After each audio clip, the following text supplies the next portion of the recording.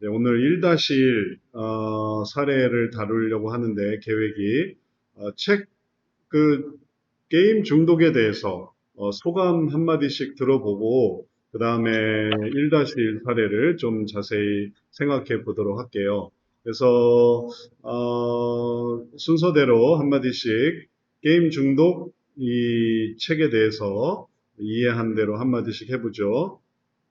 고유미 권사님이 제일 위에 계시니까 고유미 권사님부터 얘기할까요? 고유미 권사님 마이크 키시고 네, 게임 중독에 예, 대해서 예. 한 말씀, 네, 한 말씀 해주세요. 이 책을 읽으면서 게임 중독이 왜 맨 앞에 나와 있는가를 그냥 우리 이렇게 읽나 보다 그랬는데 이해가 됐어요. 책 속에 설명도 있지만 게임 중독이 제일 어렸을 때 접하고 그거를 통제를 못하고 조절을 못하면 그 다음에 이제 뭐 쾌락이 자극이 되든지 자기 조절이 안 돼서 그 다음에 인터넷 중독으로 올라가는구나. 그래서 참 기본이 되고 어렸을 때 초기에 해야지 되는 거구나 이런 생각이 들어서 뭐 그 내용 중에서 그게 참 이렇게 딱 이렇게 뭐 와닿다 그러나 그렇구나 뭐든지 이렇게 초기에 처음에 이렇게 잡아야지 빠른 시간 안에 효과가 되면서 고쳐질 수 있고 선순환으로 빨리 갈 수 있구나 이런 생각을 했어요. 네, 네, 잘 말씀해 주셨습니다. 게임 중독이 모든 중독의 어쩌면은 시초죠. 발달 과정이 있어도. 그래서 우리가 예전에 뭐 오락실 못 가게 하고 뭐 그런 경우도 많이 있었는데 거기에 이제 중독이 될까 봐 그걸 이렇게 막 엄금하고 못하게 하고 그렇게 하는 예를 들면 또 이렇게 돈으로 이렇게 하는 거 있어요. 그거를 맞아요. 예, 뭐라고 하는데 짤짤이. 그거 초등학교 앞에서 동전 넣고 하고 네, 이런 것도 있거든요. 저희는 인형 남자애가 뽑기. 있어서 네, 그런 것들 어렸을 때 이렇게 혼냈던 기억이 네, 나요. 네, 그러면 안 된다. 그런 거에 대한 어떤 이 방어벽을 칠 수 있도록 그렇게 했거든요. 왜냐하면 여기에 이제 익숙해지면 그러면은 이제 노상 이루고 있고 노상 그거 가서 붙들고 있고 그리고 초등학교 문방구 앞에서 노상 이렇게 게임하고 있고 그런 모습들을 이제 자주 보게 된단 말이죠. 그러면은 이제 그 쾌감, 그 다음에 쾌락 중추의 자극이 익숙해져 버리니까 그런 것들을 막으려고 했던 노력들이었던 거죠. 그래서 게임 중독을 이해해야 나머지 중독도 다 이해할 수 있으니까 그런 면에서 게임 중독을 이해하는 게 아주 가장 기본이 되겠어요. 그 다음에 조노미 집사님은 소감이 어떠세요? 책 읽어보신 소감이 게임 중독 어, 분야에 대해서. 처음에 서점 가서 책을 막 찾았어요. 네. 찾았는데, 그 기독교 난에 맨 윗칸에 있더라고요. 네. 굉장히 기분이 안 좋았어요. 네네. 아주 숨겨져 있었네요. 끌어내려서 좀 이렇게 밑에다가 어, 배치를 좀 해보고 싶은. 네. 근데 이제 저는 책을 딱 사면서 생각보다 굉장히 두꺼운 거에 놀랐고요. 네. 어, 겪고 되게 종이가 되게 한 장 한 장 종이가 굉장히 도톰해서 이렇게 넘기는 재미가 있더라고요. 이제, 네. 처음에 그런, 읽어도 금방 많이 읽은 것 네, 같은 그런 이제, 피드백도 좋은. 그런 넘기는 느낌이 참 좋아서 음, 책이 되게 좋았고, 저는 이 게임 중독이라는 것을 저희들은 그런 게임 중독 때문에 고민하고 사는 세대가 네, 아니잖아요. 네. 뭐 어렸을 때 뭐 이렇게 뭐 또 게임 좋아하는 사람들도 있었겠지만 거의 뭐 게임이라는 거하고는 관심이 없이 이렇게 음, 살았던 세대 중에 하나인데 음, 주변에서 중학교, 고등학교 학생을 둔 어머니들이 우리 아들이 게임을 너무 많이 해서 걱정이야라고 저에게 말한 분들이 있어요. 네, 있는데, 뭐라고 얘기해 줄 수가 없었고, 음, 성중독이라든가, 알코올 중독, 도박 중독, 이거는 이제 이제 삶의 과정 속에서 주변에서 이제 많이 보아왔던 그런 부분들이니까 그런 부분들은 책을 통해서라도 좀 이렇게 아는 지식이 좀 있었는데, 네, 이 게임 중독에 대해서는 정말 아는 게 없더라고요. 그런데 이제 게임 중독을 읽으면서, 아, 목사님을 통해서 이런 책을 이렇게 쓰게 해주시고, 또 이제 그런 내용을 또 이렇게 공급받을 수 있다는 거에 대해서 일단 감사한 마음이 들었고, 이제 제가 이 책을 읽으면서 되게 감사했던 부분은 어떤 그 용어 정리? 그러니까 디자이어와 위시의 차이점, 그리고 프레저와 조이의 그 개념, 이제 이런 부분들에 대해서 이렇게 그 말씀의 원리로 선명하게 정리가 되는 게 굉장히 좀 시원한 마음이 들었어요. 그렇게 하고 이 게임에 대한 그 마음의 욕구, 감정 부분을 읽으면서 오히려 이런 내용들을 제가 중고등학교 시절에 알았더라면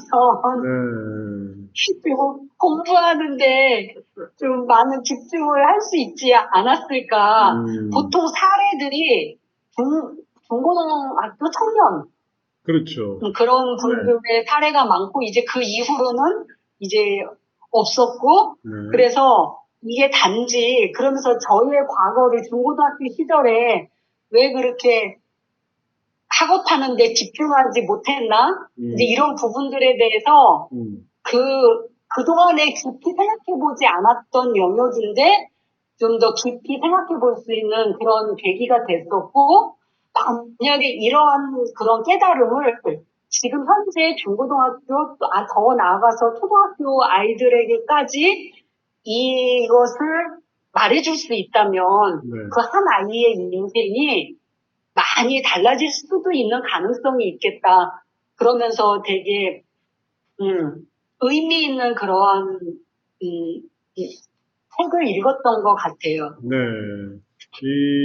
잘 말씀해 주셨는데, 이게 게임 중독이 왜 이렇게 일어날까? 이게 사회적인 그런 변화가 같이 들어가 있어요. 그래서 예전 시대에는 이렇게까지는 안 했는데, 왜 이럴까? 뭐 전자기기의 발달도 있고, 그다음에 외부 활동의 축소도 있고요.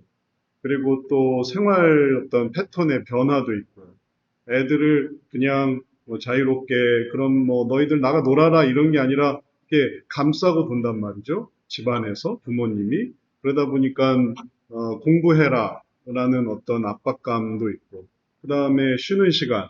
그럼 이제 쉬는 시간에 뭐 할까? 그럼 뭐 애들이랑 놀까? 뭐 그러다 보면 이제 핸드폰 주면서 게임해라. 게임해도 된다. 하니까 이제 게임 부분에 이제 자꾸 접촉이 되는 거죠.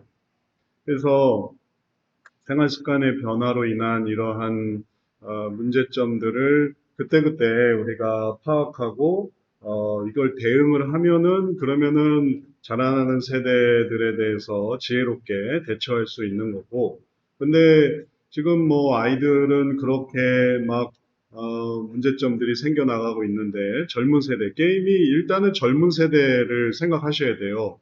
그게 나이 들어서도 그렇다. 그러면 그건 좀 특이한 경우들인 거죠. 3, 40대 게임하고 있고, 5, 60대 게임하고 있고, 그러면 이제 그거는 특별한 사례로 다루는 거고, 일반적인 것은 이제 젊은데, 초중고 학생들이 게임하는 거를 이게 중점으로 둬요. 그것만 하는 건 아닌데. 근데 초중고 학생들의 그런 것들을 보면은 양상이 나이 든 분들이 게임하는 것도 똑같아요. 뭐 인간관계 할 거 없고 그러면 게임하고 그러면 이제 핸드폰으로 게임하고 주부가 게임하고 남편이 게임하고 할 수 있는 걸 다른 걸 찾지 않고 이런 것들을 하지 않으려고 하는 그런 양상이 초중고로 이해하면 그러면은 나머지 3, 4, 50대 혹은 그 이상의 게임 중독도 이해할 수가 있겠어요. 그래서 그런 것들에 대한 넓은 시각을 갖는 것이 중요하겠고 그리고 또 성경적 상담이라는 이런 개념이 없으면은 이런 것들을 접근하는데 이제 어려움이 있어요.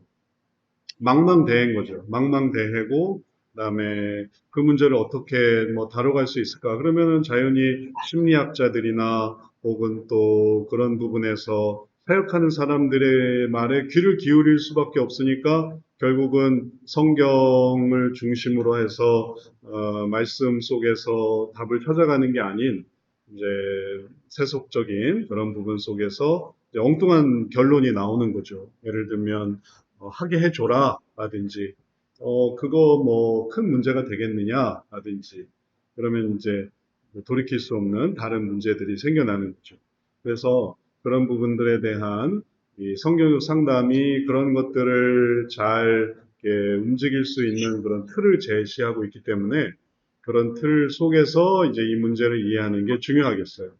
그래서 전반적인 우리가 게임 중독을 다룬다라는 것의 의미는 상담의 그런 전체 과정을 이해하고 그 속에서 게임을 다룬다는 거지, 상담의 전체 구조가 아니라면 게임조차도 이해할 수가 없어요. 상담의 전체 구조를 이해하는, 전체 상담이 이렇게 구조화돼 있으니까 영역을 찾고 유형, 감정, 욕구, 그 다음에 거기서 변화를 이루고 소원, 결심, 실천, 변화를 이루는 하나의 그 틀이 있으니까 이 속에서 게임을 하는 거지. 게임 분야는 이런 거 다 제외하고 새로운 뭔가가 있습니다. 그러면은 그거는 좀 무의미한 일이 되겠어요. 게임 분야를 이 속에 넣는 거지. 우리가 소화하는 것도 마찬가지지만 무엇이든지 입으로 들어가죠. 입으로 들어가지 않고 소화될 수 있는 음식이라는 게 있을 수가 없잖아요. 다 입으로 소화하는 거지. 뭐 특별한 경우는 뭐 주사를 통해서 하는 경우가 있는데 그거는 이제 특별한 경우니까 일반적인 경우에서는 양식이건 한식이건 중식이건 다 입으로 들어가서 소화기관을 거쳐서 그래서 영양분을 섭취하고 또 배설되고 그런 것처럼 모든 문제가 다 이 성료 상담의 체계 하에 들어올 수 있기 때문에 성료 상담 체계를 가르치는 것이고 그래서 2학기에서 이걸 가르쳐요. 그래서 2학기에서 이걸 가르치고 이걸 배우니까 여기다가 게임도 넣는 거고 그게 이해가 되는 거야. 게임도 이렇게 넣으면은 길을 찾아가겠구나 해서 이걸 이해하는 거고 그걸 이해하기 위한 그런 과정에 이제 다만 익숙하게 게임을 어떤 식으로 집어넣는가 이제 이런 것들이니까 기본 이 사고 과정은 항상 동일하다고 볼 수 있겠어요. 게임 중독이나 성 중독이나 네, 그 찾아가는 것만 알면 되죠. 그래서 우리는 게임도 이해하고 그다음에 성역 상담의 내용도 이해하고 그리고 그걸 이해하면 이제 하나하나 풀어나갈 수 있는 길을 찾아 나간다. 이렇게 설명할 수 있겠습니다. 조남희 집사님의 얘기를 들으니까 또 더욱 명료해지고 있네요. 그 다음에 또, 위치가 좀 바뀌어서 이정선 사모님 한 말씀 해주세요. 책 소감에 대해서, 1-1 들어가기 전에 책 소감에 대해서 한 말씀 해주세요.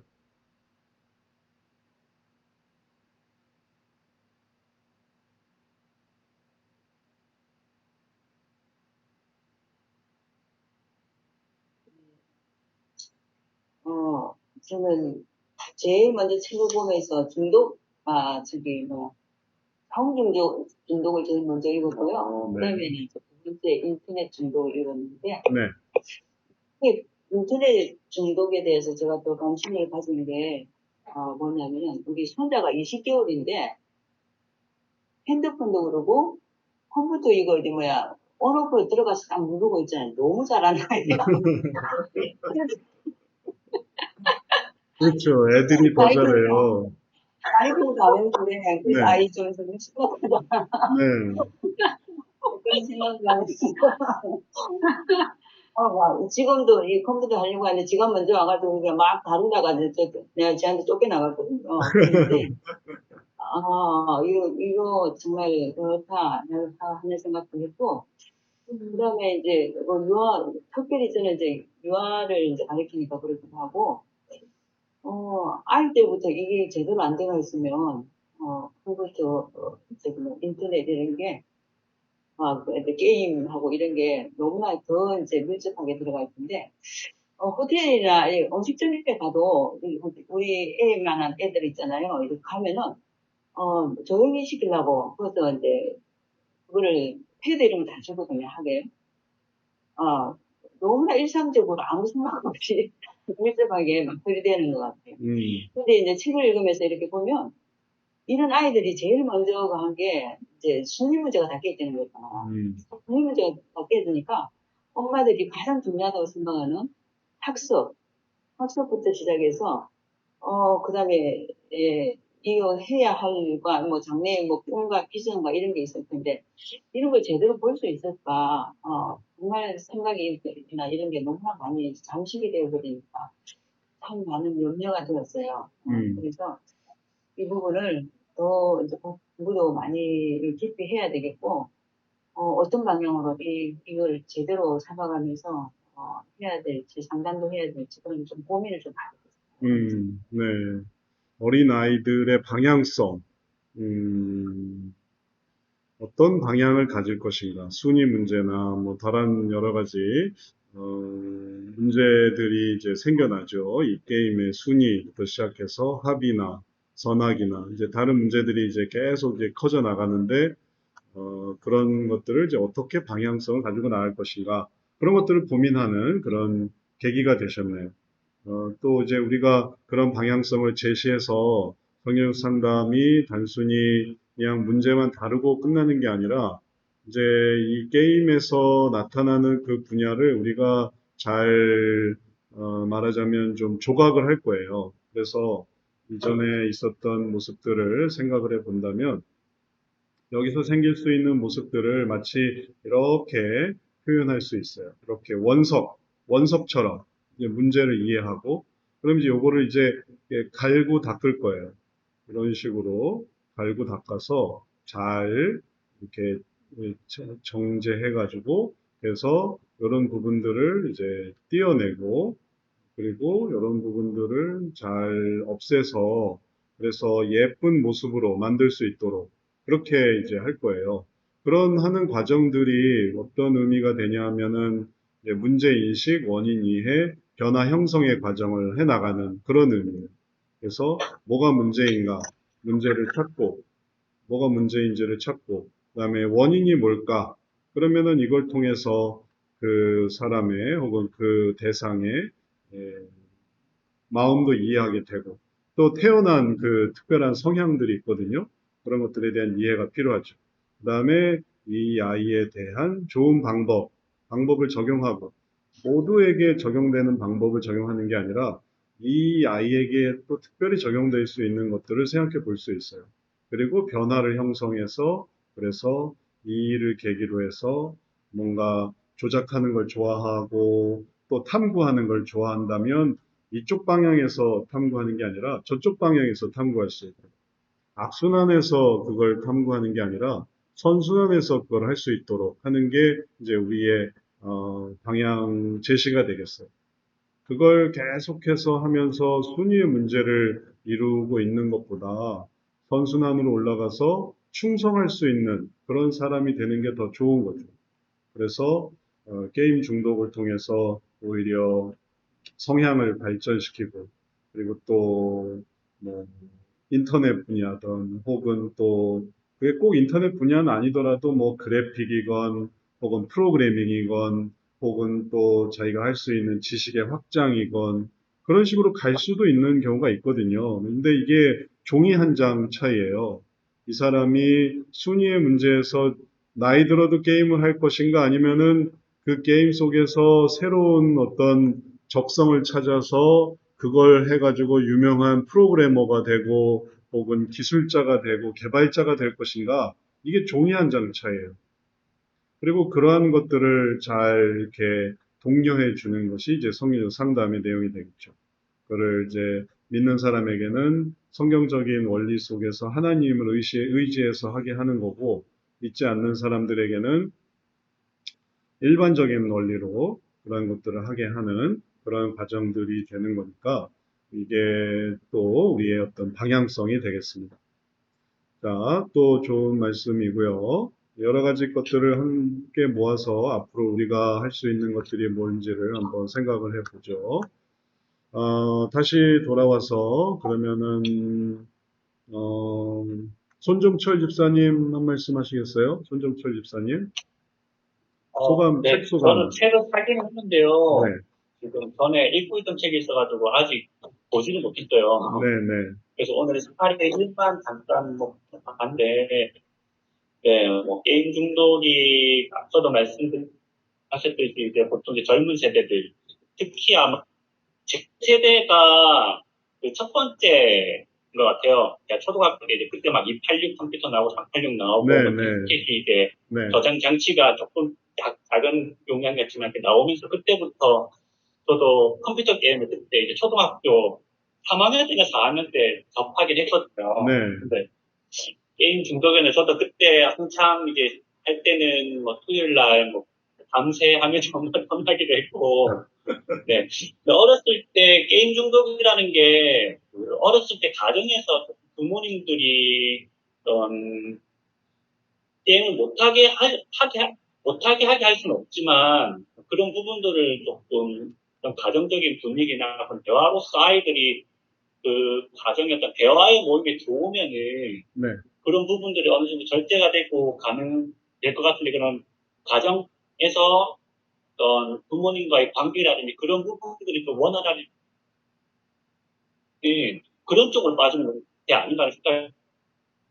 게임에서는 일단 가장 처음 접할 수 있는 게 내 마음대로 할 수 있거든요. 네, 내가 원하는 걸 선택을 할 수 있고, 거기에서 오는 어떤 쾌락, 그런 것들이 있다 보니까, 뭐, 부모의 너무 큰 압제나, 뭔가 안에서 해결되지 않는 그런 감정들이 쌓이면은, 이제 그런 식으로 조금 표출되지 않나. 그러면서 이제 게임에 빠지게 되고, 또, 점점 더 뭐, 다른 것을 통해서 또, 자기 감정들을 해소하려고 하지 않나라는 생각이 들고요. 네, 그렇게 생각이 듭니다. 네, 네. 또 우리가 주변에서 많이 얘기를 듣는 거죠. 게임 문제가 단지 게임만의 문제가 아니라는 거예요. 이 속에는 또 다른 문제가 숨겨져 있다는 거예요. 그래서 게임 중독이 여기에 들어가 있지만 이 게임 중독이 이것만으로 존재하는 거냐라고 했더니 알고 보니까 이게 가족 문제랑도 좀 연결이 돼 있고 그 다음에 그게 또 경제적인 것으로도 연결이 돼 있는 경우도 있고, 그 다음에 그게 여러 가지 뭐 진로의 어떤, 그러니까 진로가 예를 들어서 뭐 다쳐졌다. 뭐 축구를 좋아해서 축구 선수가 되고 싶었지만 돈이 없어서 축구 선수를 진행을 못했다. 그러면 이제 얘가 게임만 하고 있게 되는 그런 경우도 있는 거죠. 좌절의 어떤 모습.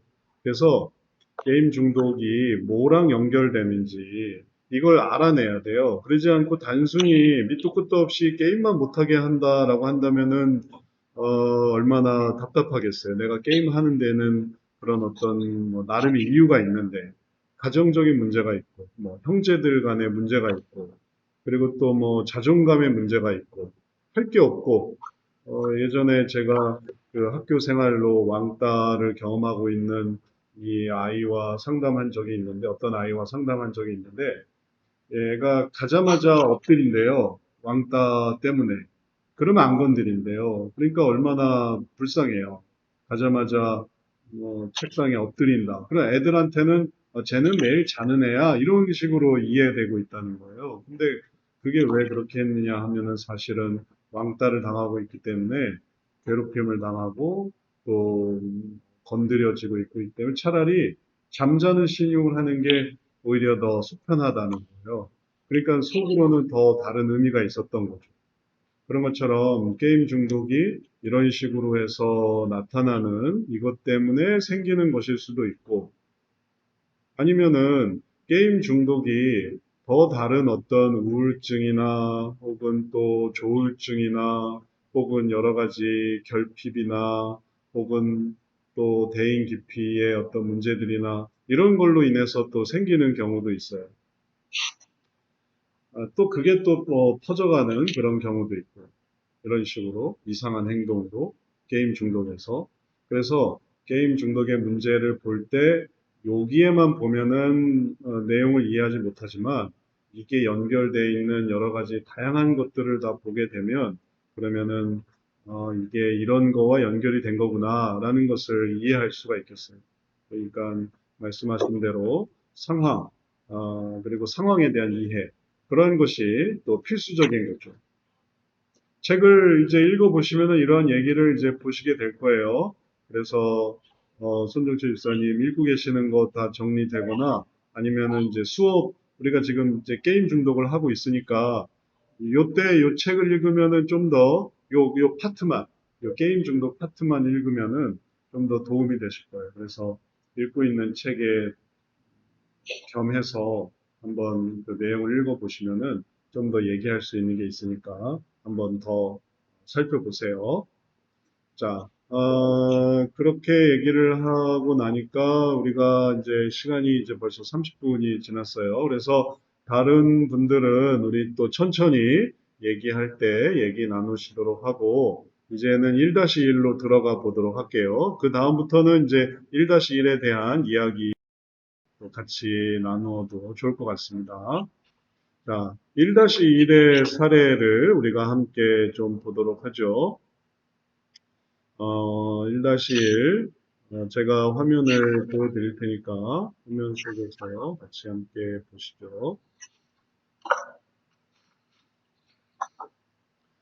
1-1 들어가는 말 다 건너뛰고 게임 중독의 사례 1로 넘어갔어요. 1-1 게임에만 잣대가 심한 거 아닌가요? 이게 다 사례 중심이라 사례를 가지고 이제 이런 얘기들을 많이 했는데 내용을 한번 보죠. 제가 게임 중독인지 현실적으로 알고 싶어요.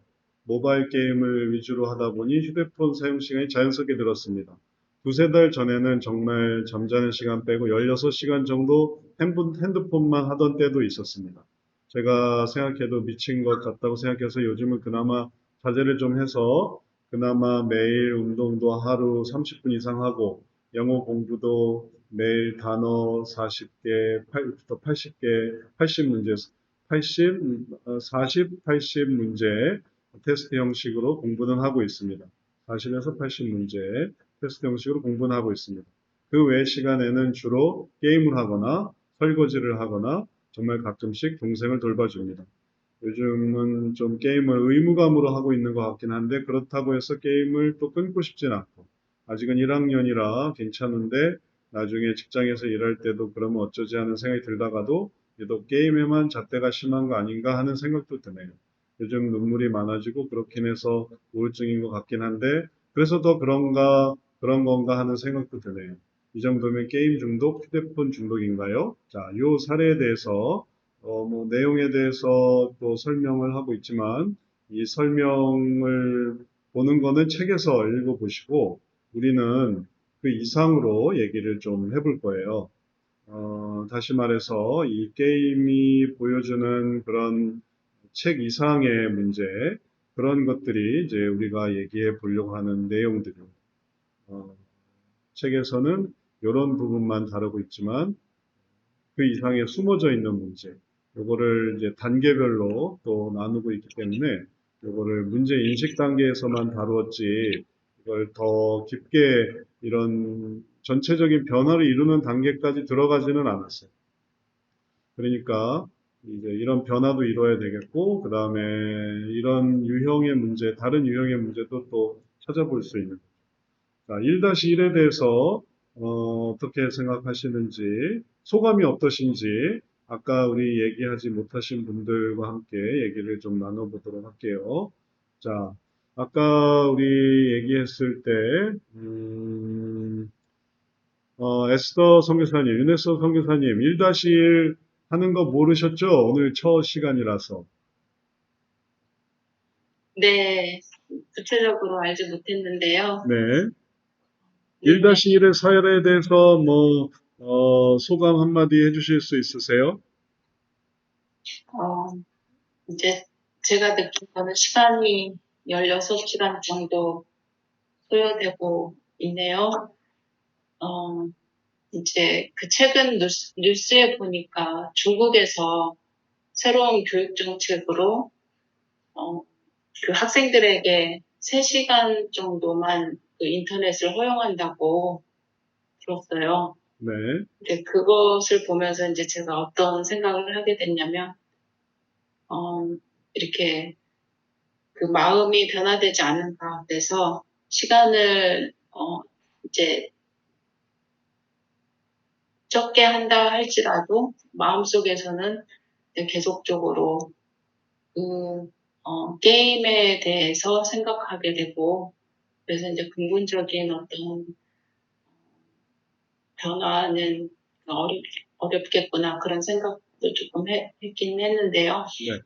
이제 저는 이거를 보면서 어떤 생각을 했냐면, 아까 그 정선 사모님 말씀하신 대로 순위 문제가 생기고, 그럼으로써 시간을 균형 있게 쓰지 못함으로써 자신에 대한 정체성도 좀 잃어버릴 것 같고, 또 자신이 해야 될 일들을 하지 못하는 그 사명, 이런 것들도 좀 제대로 하지 못함으로써 감정적으로 우울감도 생기게 되고, 그래서 여러 가지 복합적인 문제들이 감정적으로도 그렇고 생활적으로도 많이 나타나는 것 같은 느낌을 받았습니다. 네, 잘 말씀해 주셨고요. 이제 우리가 이 문제를 이해하는 방식은 이 속에 이 사례 이름을 다시 한번 보면 16시간 정도 핸드폰만 하는데 이제 게임 중독인지 알고 싶어요라고 말하지만 뭐 하여튼 이게 중요한 게 아니라 게임 중독이고 의무감으로 16시간 동안 핸드폰만 하는 경우에 이런 문제에서 이 속에 있는 여러 가지 문제점들을 볼 수 있어요. 그 속에서 자기의 또 여러 가지 상황적인 문제들, 상황적인 어려움들을 발견하죠. 이게 우선순위의 문제도 있는 거고, 그 다음에 자기 정체성, 자기가 누구인가에 대한 그런 문제도 있는 거고, 여러 가지 문제들을 끄집어낼 수 있어요. 끄집어내는 방향은 이런 식으로 가는 거예요. 이 속에 이런 유형들이 끄집어내지고 있어요. 자, 1-1에 대해서 유네스도 선교사님이 좋은 얘기를 해주셨고요. 그 다음에 또 얘기를 좀 들어보죠. 1-1 사례에 대해서 이 사례 보면서 느꼈던 거. 그 다음에 얘기 안 하신 분이 이수미 성도님 한번 얘기해 보시겠어요? 위치가 또 바뀌긴 했는데. 이수미 성도님 1-1. 저는 이제 네, 네. 그 상담센터에서 보통 이제 자녀 중독으로 부모님이 데리고 오시잖아요. 네, 그러면은 자녀들은 좀 상담받는 데 있어서 별로 자발성이 없고, 거부감 같은 것도 좀 있는 것 같고, 마음이 우선 닫혀져 있으니까. 네, 네, 근데 여기서 목사님 설명을 보면 어쨌든 문제 인식을 시켜주는 게 중요하다. 네. 이런 말씀을 하셨는데, 그래서, 근데 이제 부모님에 의해서 오고 자기는 자발성이 없는 그런 아이들 같은 경우는 상담을 좀 끌고 가기가 되게 힘들더라고요. 네. 이 문제 인식을 시켜주는 것도 조금, 맨 처음에 진입고 들어가는 것도 어렵고, 그래서 이런 경우, 목사님의 어떤 그런, 알려주실 노하우라든지 어떤 방향성이 있으신지, 그런 학생들을 좀 대할 경우에, 네.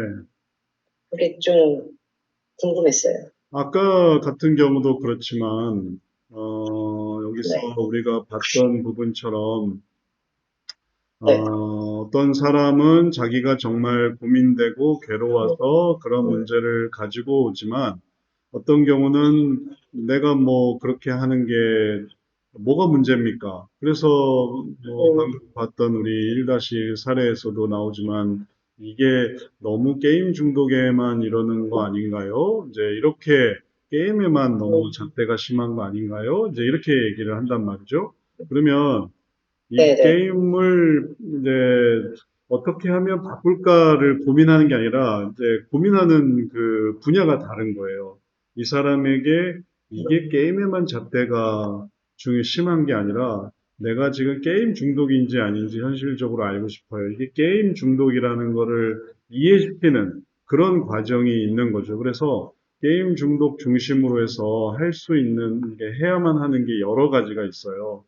그건 뭐냐면은 단순히 게임 중독을 안 하게 하는 게 아니라 문제를 인식하는 게 중요한 거죠. 지금 이수미 성도님이 말씀하신 것도 애는 문제 인식이 안 돼 있는 거예요. 부모는 너무 문제 인식을 너무 잘 되고 있는데 애는 인식이 안 돼 있어서 이 문제가 그게 뭐가 문제인가요? 라고 생각을 한다는 거예요.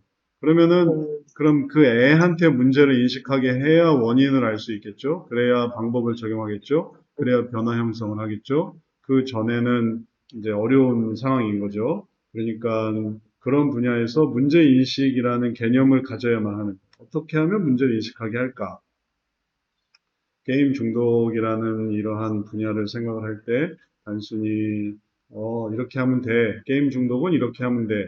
방법 적용만 내가 신나게 얘기하고 있지만 정작 안 되는 부분은 뭐냐면은 문제를 인식도 못 한다라는 거예요. 그러니까 그런 것들을 이제 고려해서 지금 해야 되는 게 문제를 인식하는 거냐 아니면은 원인을 이해하는 거냐 이런 부분들을 이제 주제가 달라지는 거죠. 물론 이제 어떻게 문제 인식을 하게 할 것인가에 대해서 책에서 설명하고 있으니까 책의 내용을 일단은 좀 이제 고려를 한번 해보세요. 그러니까 문제 인식에 대해서 필요하다, 중요하다, 그리고 그것을 이렇게 이렇게 하면 된다라고 이제 책에서는 다 얘기를 하고 있거든요. 근데 이제 우리가 이제 고민하는 바는 뭐냐면은 하나의 문제에 이런 다양성이 있다라는 거를 의식한다는 거죠. 지금 그 방법을 당장 얘기해 주진 않지만 그런 것들을 이제 우리가 다루게 될 거예요. 그래서 단계별 상담, 단계별 접근법.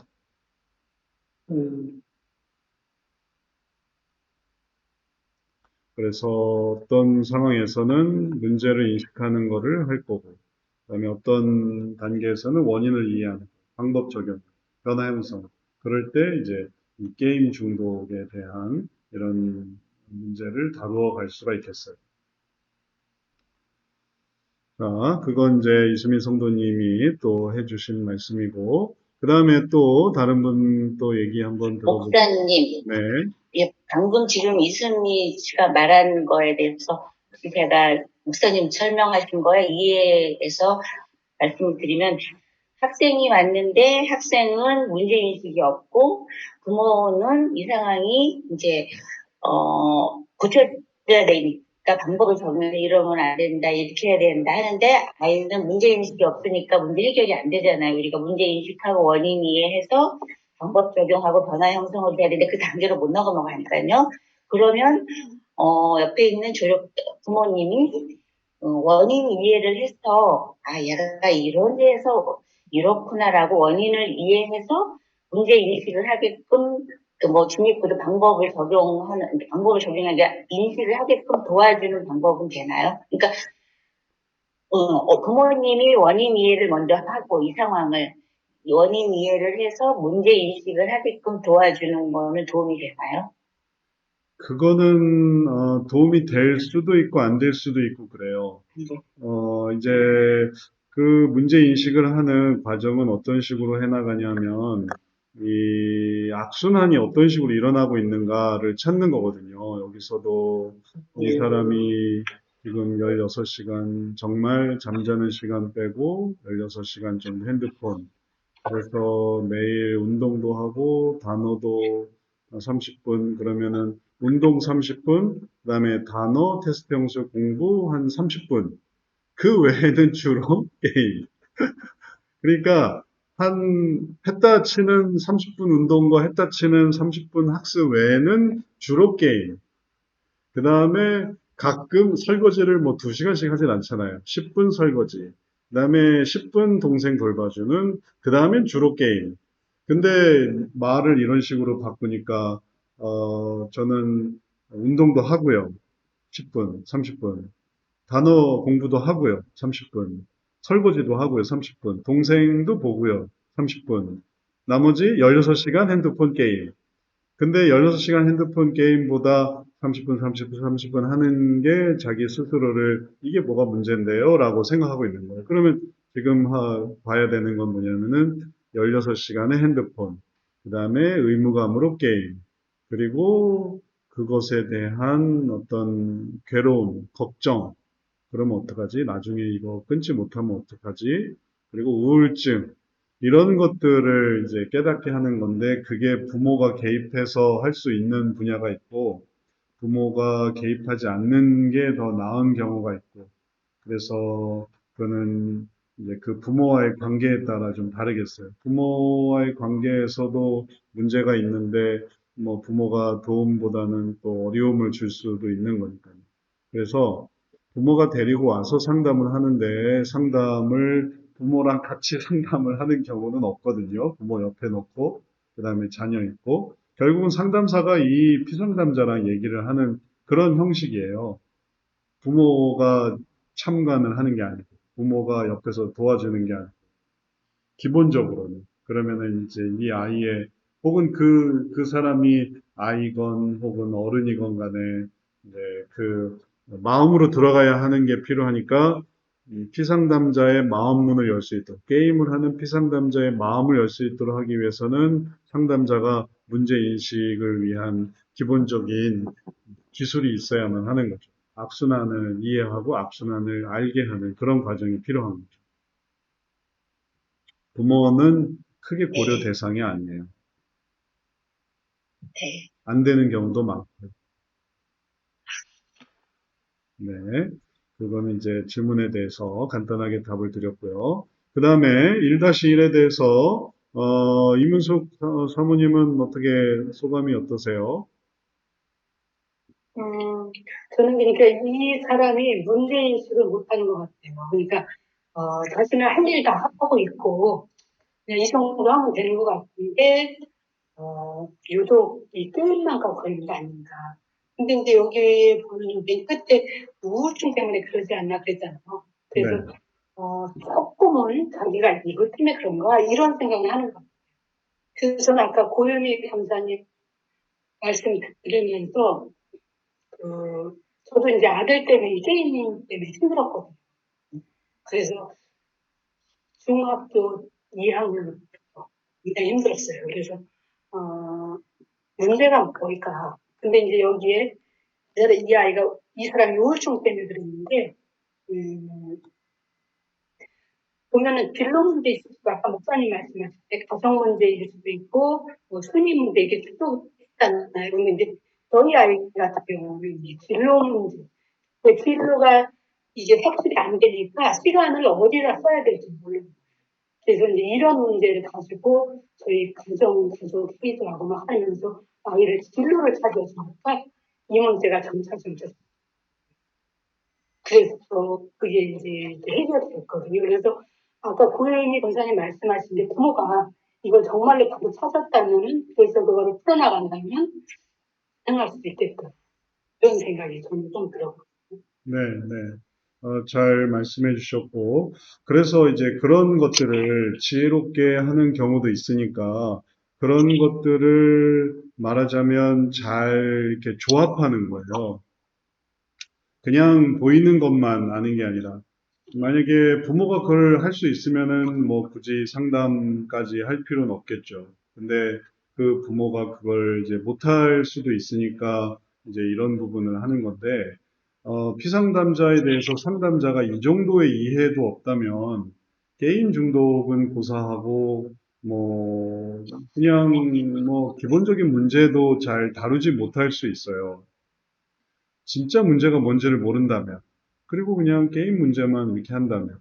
근데 그런 사람한테 상담을 받는다고 한번 생각을 해보세요. 기본적인 문제도 이해가 안 되는데 어떻게 더 큰 문제를 이해할 수 있겠어요? 그러니까 이런 부분들을, 그 밑에 있는 문제가 뭘까? 그걸 생각해 보면은, 그러면은 이 문제를 자각할 수 있으면은 쉽게 해결할 수 있는 거예요. 예전에, 정말, 어이없는 상황이라고 할까? 어떤 분이 마우스가 안 된다는 거예요. 마우스가 안 된다고 해서 막 그냥 너무너무 괴로워했어요. 마우스가 안 돼요. 마우스가 안 돼요. 아무리 찾아봐도 마우스가 안 되는 이유를 찾을 수가 없는 거예요. 근데 마우스는 안 돼요. 그래서 마우스가 도대체 왜 안 될까, 왜 안 될까 하고 그 이유를 찾아가다 보니까 이유를 발견했어요. 이유가 뭐냐 하면은 마우스에 전원이 없었어요. 전원을 넣는 마우스인데 전원이 다 된 거예요. 그걸 모르고서 계속 마우스가 안 돼요. 마우스가 안 돼요. 마우스 전원 넣으니까 딱 되는 거예요. 그러니까 그런 식의 이해가 필요한 겁니다. 그러니까 모르면은 죽어도 몰라요. 근데 알면은 금방 알 수 있는 거예요. 아까 이문숙 사모님이 말씀하신 경우도 아들의 그런 어떤 진짜 마음의 문제를 빨리 이해하고 고쳐주니까 이걸 했지. 그러지 않고 그건 뭐 내버려 두고 계속해서 운동해 보세요. 성경 읽어 보세요. 계속해서 하나님 의지하세요. 이것만 계속 이렇게 이게 요구했다고 한번 해보세요. 그럼 얼마나 답답하겠어요. 내 속은 지금 진로 문제로 이게 너무너무 괴로운 건데. 그러니까 그런 문제를 자각할 수 있는 지혜, 그런 지혜를 가지고 그걸 이제 하나님께 구하면서 뭐가 진짜 문제일까요? 이렇게 생각하는 게 중요하다는 거죠. 이 1-1도 마찬가지예요. 진짜 중요한 게 뭘까? 이 속에 단서가 있는데, 그래서 이 사례를 그런 어떤 가능성들이 너무 많으니까 이 사례를 이렇게 본 거지. 그러지 않고 그냥 뭐 여기까지만 했다면 되게 일반적이잖아요. 근데 이런 부분에 되게 이건 좀 뭔가 밑에 뭐가 있네 라는 걸 생각할 수 있는 거예요. 그런 지혜를 가져야만 하겠어요. 그렇게 보면 또 이제 쉽게 열리는 거죠. 좋은 말씀 또 감사하고요. 그 다음에 다 얘기하셨죠. 송인경 사모님은 어떻게 생각하세요?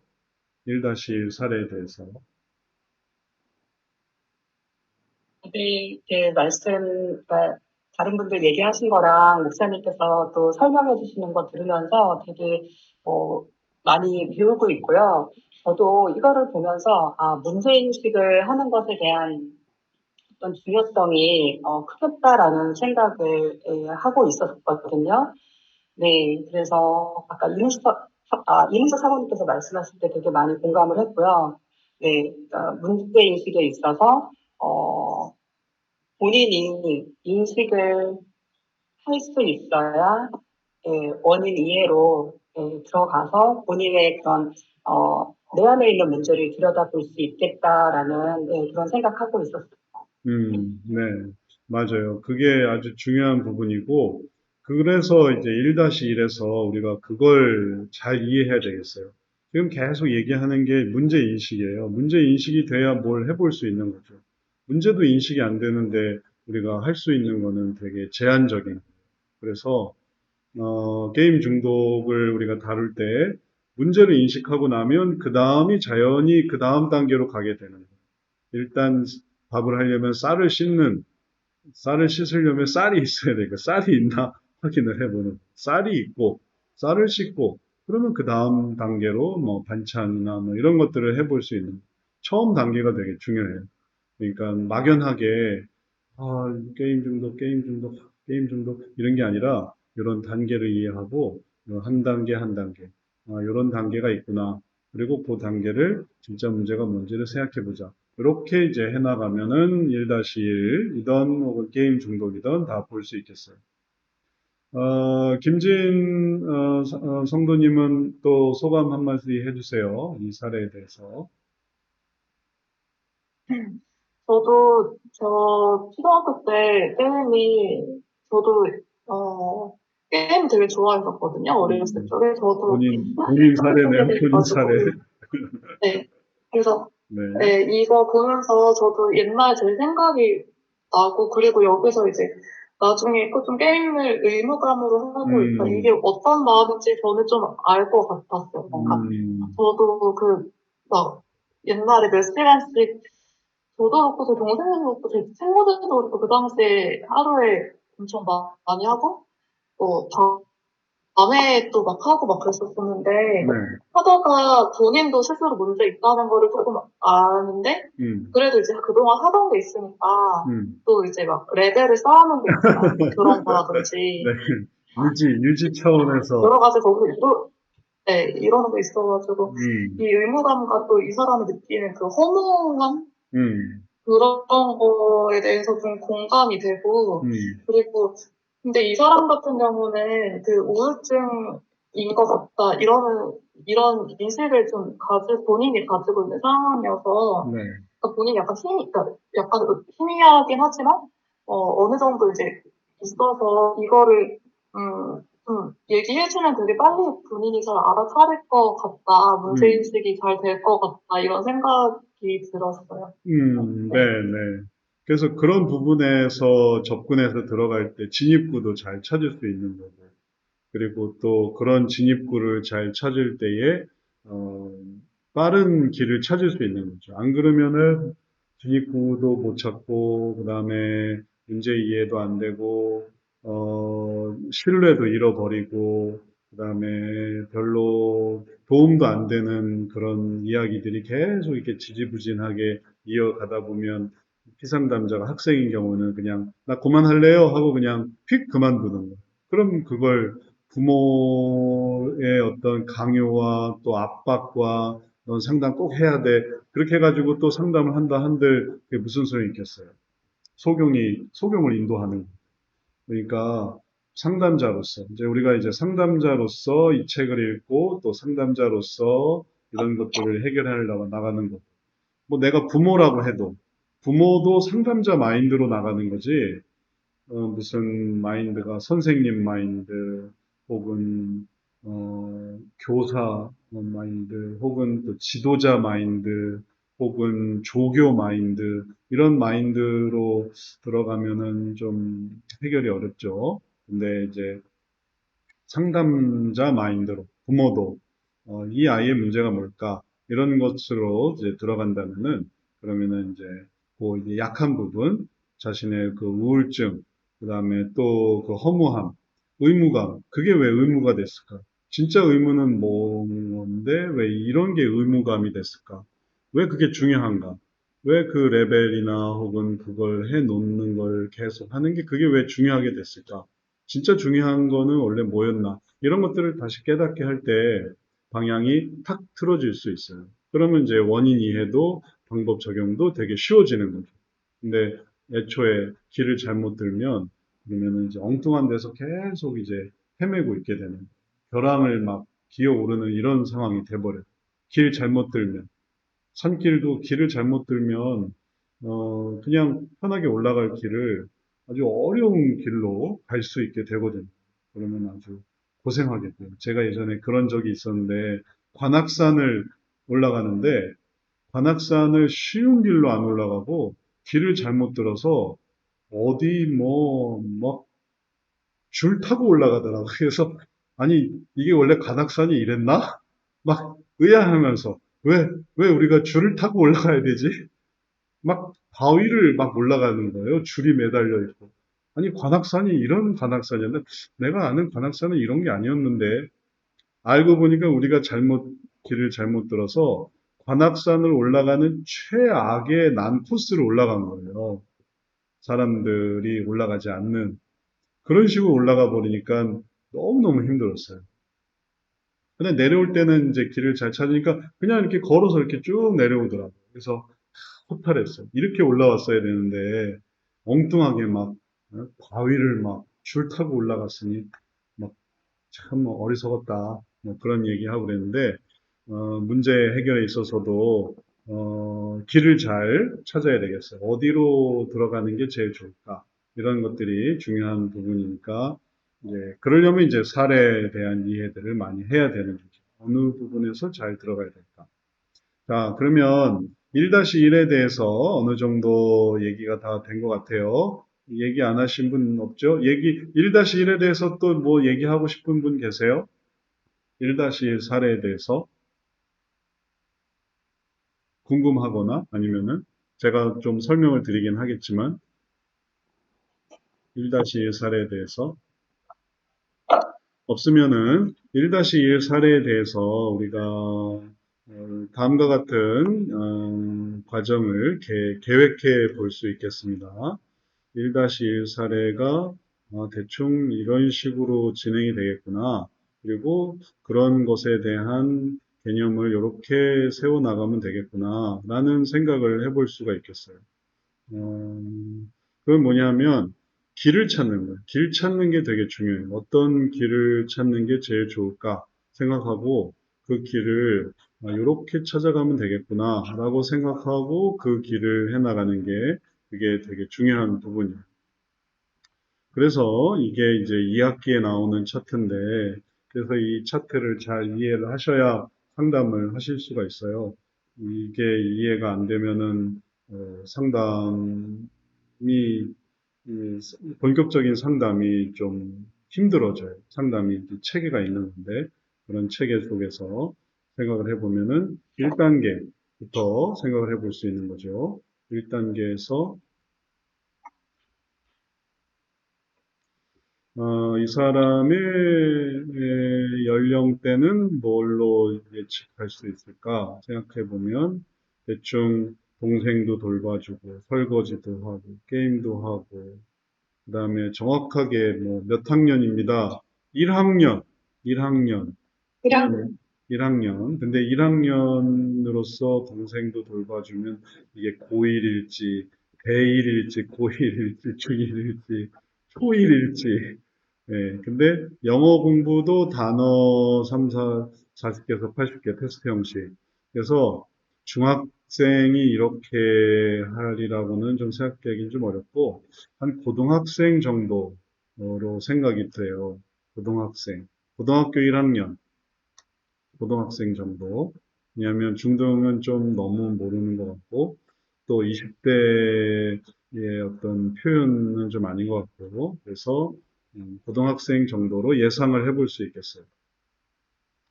자, 그러면은 이렇게 고등학생 정도의 이 상황에서 어떤 문제로 괴로워하고 있냐면은 자신의 게임의 그런 상황인 거죠.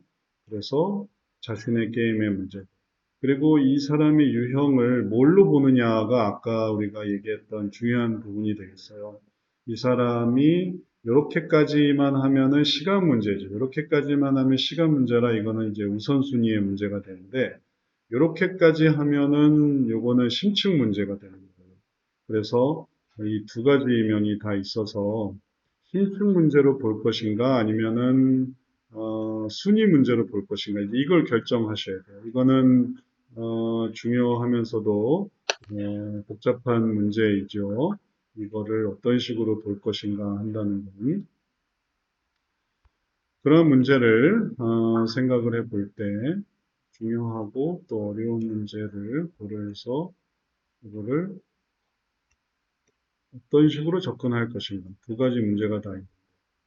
예를 들어서 우리가 핸드폰을 하면서 심층 문제로 들어갈 것인가 아니면은 순위 문제로 들어갈 것인가 라고 할 때 이거보다 이게 더 중요해 보이는데 왜냐하면 이 속에 뭐가 있냐면은 진입구가 있어 보여요. 이걸 진입구로 하는 것보다 이걸 진입구로 하는 게 더 좋은데 왜냐하면 이게 더 깊은 부분이거든요. 이걸 진입구로 해서 아유 정말 동생도 돌봐줘야 되고 설거지도 해야 되고 게임도 그중에 또 게임을 해야 되는데 좀 미친 거라고 좀 생각하기도 하니 얼마나 고민이 많으세요. 그런 것들을 좀 해결할 수 있도록 우리 상담을 한번 해보면 이제 좀 자제를 더 잘할 수 있고 그다음에 핸드폰을 하지 않을 수 있고 그다음에 또 휴대폰 사용을 이제 올바르게 할 수 있을 것 같아요. 이렇게 얘기를 하면서 들어가면은 진입구를 이 순위에서 찾는. 근데 이쪽으로 들어가 보면 걱정도 있고, 그 다음에 요즘 눈물도 많아지고, 우울증도 있고, 그리고 또 그 속에 매여 있기도 하고, 이런 것으로부터 자유로워지기를 원하면, 그 다음에 이런 것으로부터 또 의미 있게, 그래서 진정한 기쁨을 찾고, 진정한 보람을 찾을 수 있는 게 더 좋지 않겠는가. 그리고 그걸 찾으려고 한다면은 이렇게 진입구를 찾아서 신축 문제로 들어가는 게 더 좋은 거예요. 더 안쪽에 있는 거니까. 이거는 좀 바깥쪽에 있는 부분. 그래서 이 부분에서 이 겉으로 볼 때는 이런 면이 있고 이 안쪽에 좀 더 안쪽 부분에 이런 문제가 생기고 있고 이런 것들은 또 어떻게 설명할 수 있는가 하면 뭐가 더 오래된 문제인가를 생각을 할 때, 이 더 깊은 부분을 생각을 해 볼 수가 있어요. 깊은 부분을 생각을 해서 시기적으로 지금 고등학교 이 학생이 경험하는 이러한 문제를 뭘로 연결해 나갈 수 있는가 하면 이거 아까 다 열어놨는데 중간에 끊어져가지고 다시 여느라 조금 복잡하게 됐네요. 고등학교 때 이제 생겨나는 이 문제가 뭐가 더 깊은 부분인지를 이제 초점이 있는 거예요. 심층적인 문제의 깊이와 그다음에 순위 문제의 깊이가 현재 상황에서는 두 개가 똑같아 보이지만 그러나 여기서 나타나는 더 우울함, 더 눈물이 많고 그다음에 의무감으로 그리고 또 이런 걱정 1학년이라 이게 더 오래되고 또 근원적인 그런 문제일 수 있기 때문에 둘 중에서 그냥 단순히 시간을 많이 써요 보다 심층 문제가 더 깊은 부분일 수 있기 때문에 이제 이런 것들을 다루는 게 더 좋은 거죠. 더 오래된 문제일 수 있고 정확하진 않지만 뭐 이게 순위 문제가 더 오래됐고 그 다음에 심층 문제는 최근에 더 있다 하더라도 더 마음속에서 감정적이고 그 다음에 또 마음의 전체적인 구조에서 더 안쪽에 들어가 있는 부분을 생각하는 것이 더 의미가 있어요. 그리고 그게 더 효과적이고.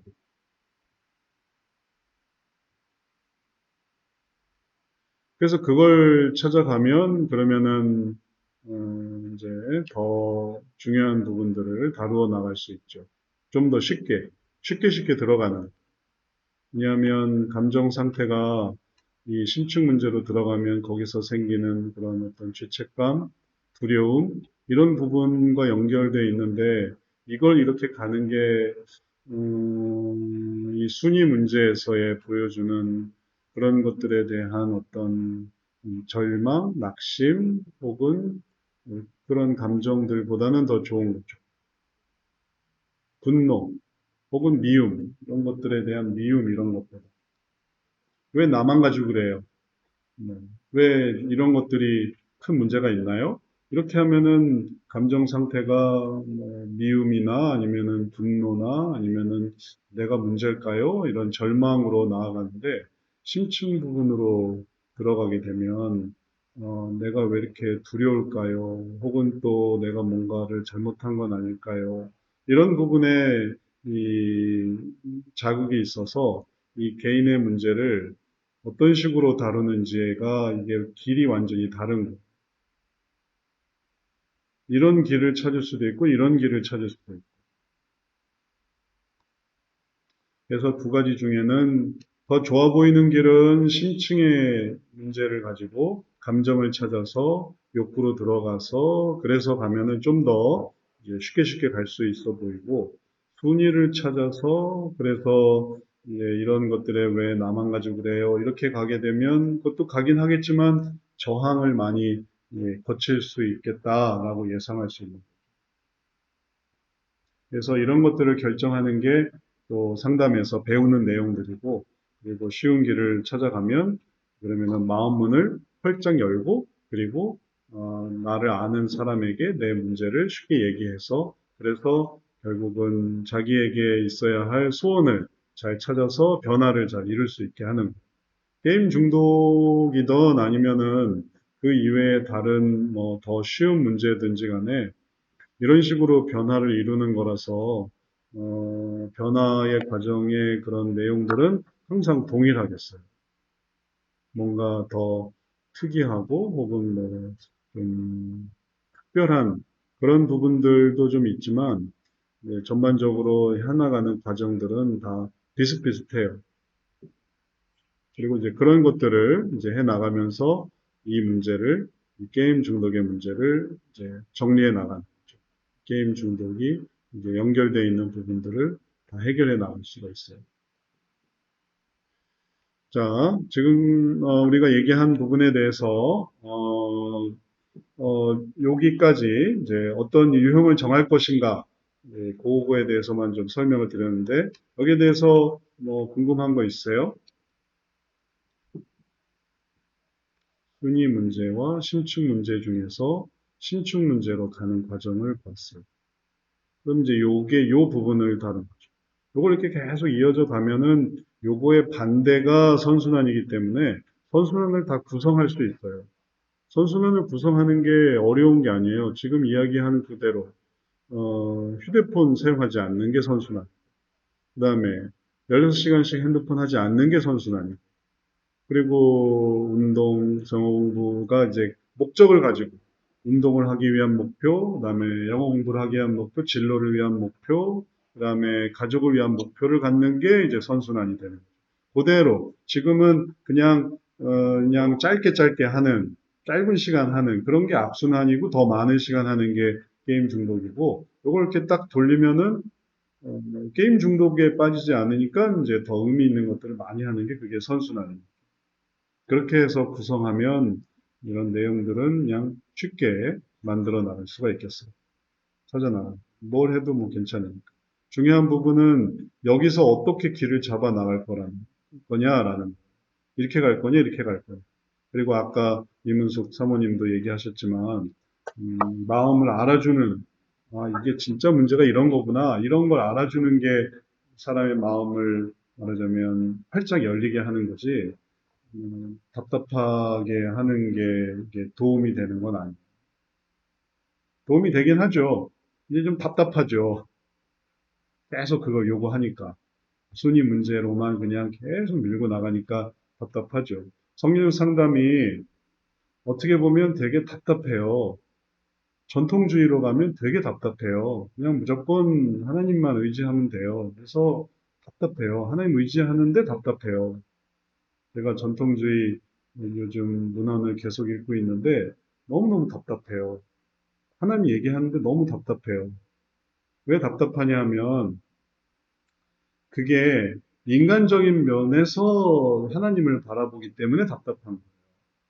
그러니까 모든 게 다 뭐 이렇게 해라 저렇게 해라 또 신앙생활은 철저한데 그걸 하는 목적이 하나님이 보여주시는 그런 자발적인 소원을 깨닫고 하는 그런 게 아니란 그냥 인간이 보는 그게 꼭 하나님이 아니어도 괜찮은 그런 의미에서 이걸 이렇게 계속 하는 거기 때문에 그리스도는 이래야 된다 저래야 된다 이런 도덕적인 그런 게 되니까 물론 그런 부분을 가끔씩 들으면은 괜찮지만 이제 이런 고민을 얘기했는데 그런 고민 속에서 설교를 해버리면은 그러면 그건 되게 답답한 거죠.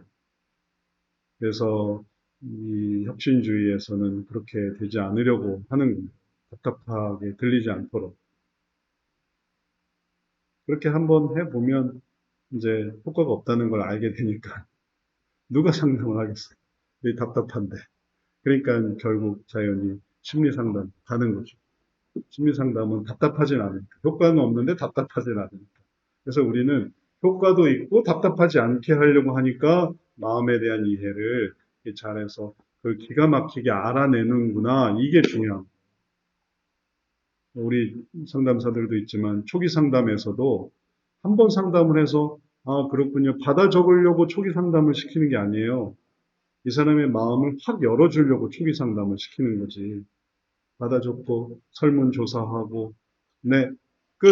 그걸 하려고 초기 상담을 시키는 게 아니라 들어보니까 이런 점에 의미가 있으시네요. 할 때 눈이 확 열릴 수 있도록 한 번 상담에 눈이 확 열릴 수 있도록 하는 거지. 그럼 다음에 또 만나요. 이걸 하기 위해서 하려고 하는 게 아니에요. 그러니까 그러려면 빨리빨리 문제인식이 잘 돼야 되는 거죠. 자, 제가 지금 드린 거에 대해서 뭐 궁금하신 거 있으실까요? 하고 싶은 말씀 있으세요? 목사님 질문이 있는데요.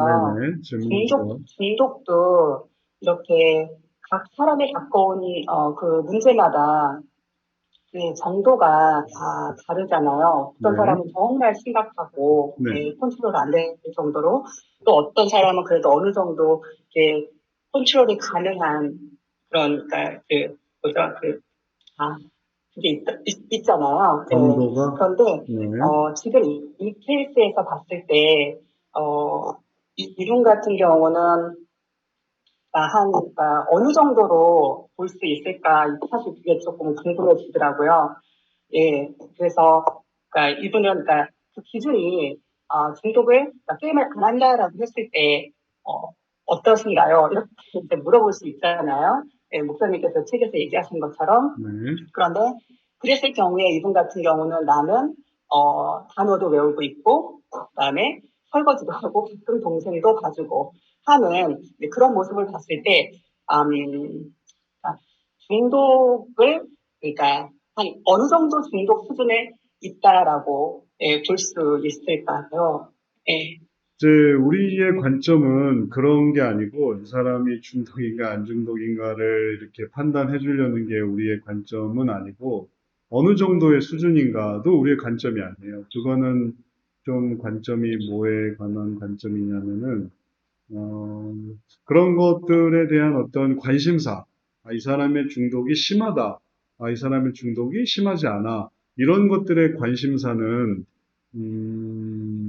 좀, 그냥 일반적인 관심사. 본인도 내가 중독인가요, 아닌가요? 내가 중증인가요, 경증인가요? 이런 것들에 대한 관심사가 있는 거예요. 근데, 이 성격 상담에서 관심사는 그런 게 아니에요. 성격 상담의 관심사를 아셔야 돼요. 그 관심사가 뭐냐면은 심하고 안 심하고가 아니라 지금이 기회라는 거예요. 지금이. 이 괴로움을 가지고 있는 지금이 기회라는 거예요.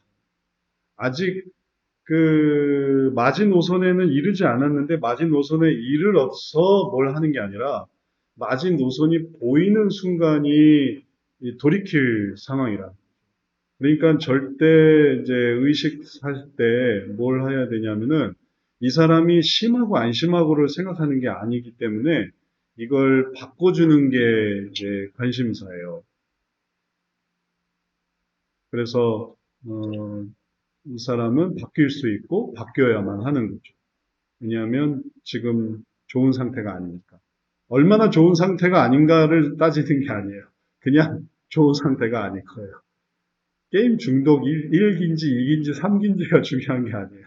그냥 진로를 좀 생각하고 기쁨과 화평을 생각하면서 나아가는 게 중요합니다. 그래서 심한가 안 심한가는 관심사가 아니다. 이렇게 말씀드릴 수 있겠어요. 네네. 네네. 그러니까 제가 이제 생각하지 못했던 부분이어서, 예, 그 말씀을 통해서 또 이제 새로운 것을 배운다라는 생각이 드는데요. 이제 제가 그런 생각을 하게 되어지는데, 꼭 이 문제뿐만 아니라 저희가 어떨 때 보면 문제가 아닌데 문제로 만드는, 사실 그런 면에 있어서 어느 정도 그 기준을 갖고 있는 게 좋지 않을까, 사실 그냥 그런 생각이 들고 해서 이제 질문을 하게 되어졌어요. 네, 잘 알겠습니다. 네, 네.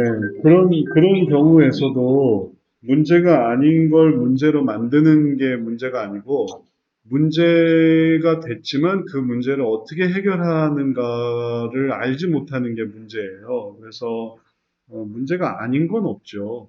다 문제죠. 그건 또 목표이기도 하고. 그래서 이건 문제가 아닌데요. 이건 괜찮은 겁니다. 이렇게 말해주는 게 성역 상담이 아니고, 그건 문제네요. 이제 그 문제를 목표로 바꿉시다. 이제 이렇게 하는 게 성교적 상담이 되겠어요. 성교 상담의 어떤 관심사는 이건 참 문제인데요. 그건 문제가 아니에요. 그건 걱정 마세요. 이렇게 하는 게 아니에요. 성역 상담의 그런 어떤 방향은 이게 문제네요. 그럼 그걸 하나님 안에서 우리가 어떻게 더 좋게 할 수 있는지, 어떤 좋은 방향을 찾을 수 있는지를 한번 생각해 보세요. 이렇게 하는 거지. 만약에 그렇게 한다고 생각해 보세요. 그건 문제가 아니에요. 대개 아이 게임 중독은 그 별거 아니에요. 저는 그만하려고 하는 거예요. 그냥 그만합시다. 그러니까 이제 더 이상 얘기하지 맙시다 하려고 할 때, 걱정 마세요. 이게 일반적으로 하는 대화죠. 근데 상담자가 그 얘기를 들었다고 한번 해보세요. 아무 문제 없습니다. 돌아가세요. 그렇게 하면 그 상담자는 좋은 기회를 놓치는 거예요. 부모가 생각하는 또 자녀에게 있는 그 문제를 바꿀 수 있는 좋은 기회를 놓치는 거예요. 그래서 성역 상담자는 그렇게 하지 않고 상담자로서 만났을 때는 항상 목표화 해주는 거죠. 그다음에 근데 그렇다고 이제 상담사도 사람이기 때문에 일상생활에서 그런 얘기를 듣거든요. 그럴 때는 걱정 마세요. 이렇게 한마디 해주는 거죠. 그거는 이제 그만합시다. 혹은 잘 되시길 바랍니다라는 그런 어떤 어법이지. 그게 상담자로서 얘기하는 건 아니고. 우리 교회 의사 선생님들도 뭐 열심히 물어요. 의사 선생님, 이거 어떤가요? 저거 어떤가요? 그러면 다 뭐라고 대답하는지 아세요?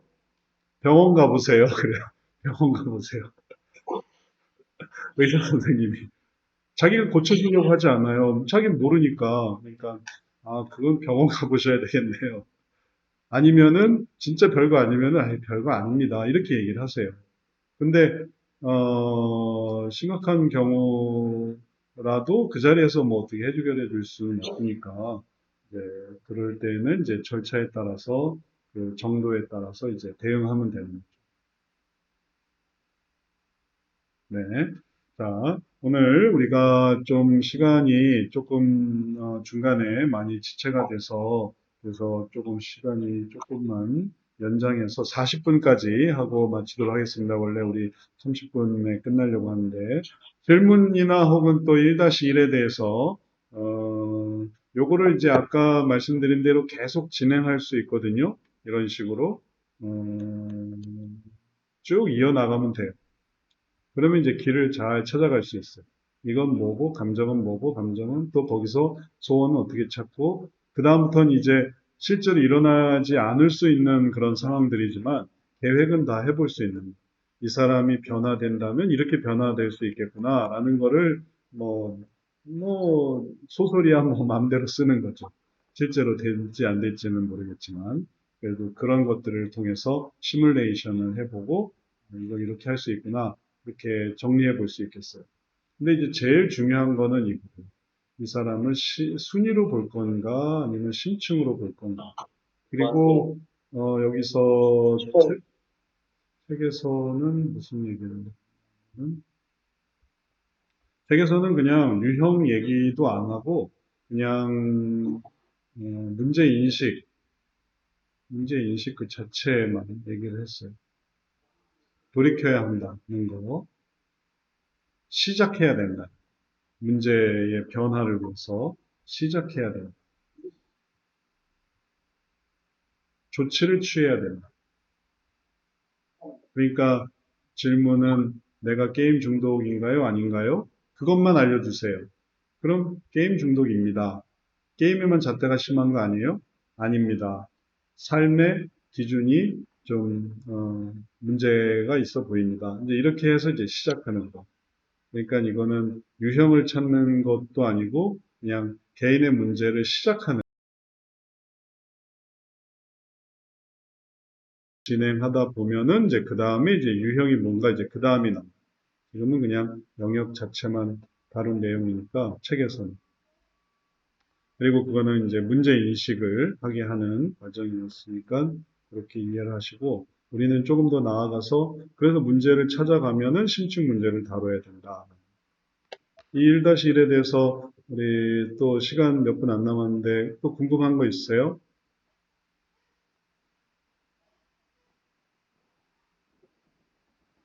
다 잘 이해가 되신 거죠? 네. 자, 다음 시간도 마찬가지입니다. 다음 시간에는 1-2를 해볼 거예요. 그래서 우리가 한 주에 사례 하나씩 생각해 볼 테니까, 꼭 읽어 오세요. 여기서 가르쳐 드리는 게 아니고, 여기서는 나눌 거예요. 그러니까, 나눌 생각을 해서 저만 보고 있으면은 이게 재미가 없어요. 세미나가 재미가 없어요. 저만 보고 알려주세요 하면. 뭐 물론 제가 해드리긴 하지만, 이제 질문도 하고, 답변도 하고, 그리고 또 좋은 질문들이 많이 있었고요. 그리고 또 아까 우리가 나누었던 얘기 중에도 의미 있는 얘기들 많이 있었죠. 게임 중독 소감에 대해서. 이런 전체적인 것들을 다 다루어 가면서 이게 게임 중독으로 들어가는 거니까 그냥 갑자기 깊은 물로 확 들어가는 게 아니라 점차 이 속으로 이제 들어가게 되는 거니까 그런 의미를 가지고 다음 시간에도 게임 중독에 대해서 읽어보시고 특히 1-2에 대해서 좀 생각을 해보세요. 그래서 1-2에 대한 나의 소감, 또 이해 한 번씩 나누고 그리고 제가 설명드리고 질문 답변하고 그리고 이제 그 다음 사례로 이렇게 가면서 게임 중독에 대한 이해를 넓혀가도록 하겠습니다. 다른 궁금한 거 있으세요? 자, 없으면은 우리 기념사진 하나 찍고 마치도록 하죠. 기념사진 하나 찍겠습니다. 자, 보시고요. 하나, 둘, 셋. 하나 더 찍을게요. 하나, 둘, 셋. 자, 수고하셨고요. 제가 한번 기도하고 마치겠습니다. 사랑의 주님, 오전반 우리 세미나를 통해서 우리가 보게 된 이 게임 중독에 관한 내용들 속에 성역 상담의 원리를 잘 이해하게 하시고 또 관심사가 뭔지 방향성이 무엇인지를 이해해서 하나님이 주시는 정말 효과적인 상담 그리고 또 지혜로운 상담 또 의미 있는 상담해 나갈 수 있도록 도와주옵소서. 또 그러한 우리 모든 학생들 되게 복내려 주옵소서. 예수님 이름으로 기도드렸사옵나이다. 아멘. 자, 수고하셨습니다. 또 멀리서, 네, 유네스 상사님, 또, 소인경 사모님 수고하셨어요. 들어가세요. 네. 네, 장관님도 안녕. 네.